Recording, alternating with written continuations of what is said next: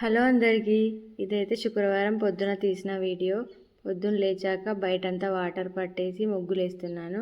నేను ముగ్గులేసేసరికి మా వాళ్ళు పాలు తీసుకొచ్చారు. ఇక బయట అంతా పని అయిన తర్వాత ఇంట్లోకి వెళ్ళాను. నేనైతే ఫ్రైడే కానీ నాకు ఫాస్టింగ్ ఉన్న రోజైతే నైటే బౌల్ తోమేసుకొని స్టవ్ అంతా క్లీన్గా పెట్టుకుంటా. ఎందుకంటే నాకు పొద్దున్న లేవడం అంటే అస్సలు కాదు. నైట్ ఎంత లేట్ అయినా ఉండమంటూ ఉంటాను, కానీ పొద్దున్న లేవడం అయితే అస్సలు కాదు.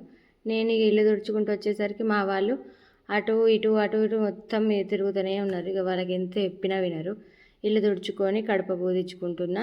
దాని తర్వాత స్నానం చేసి పూజ కోసం కొన్ని పూలు తీసుకొచ్చి కొన్నే ఉన్నాయి, వాటితోనే పూజ చేసుకున్నాను. ఇక పూజ అయ్యేసరికి మా వారు బయటికి వెళ్ళి కూరగాయలు తీసుకొచ్చారు. బీరకాయలు, క్యారెట్, పచ్చిమిర్చి, కొత్తిమీర, టమాటా. కానీ ఇవి రేపటి కోసం.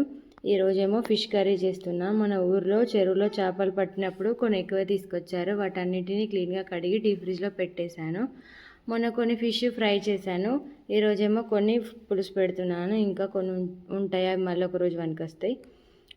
ఫిష్ డీప్ ఫ్రిడ్జ్లో పెట్టేసరికి అన్నీ బండలాగా అయిపోయాయి. అందుకే కాసేపు వాటర్లో నానబెడుతున్నా. తర్వాత కర్రీ చేసుకోవచ్చు.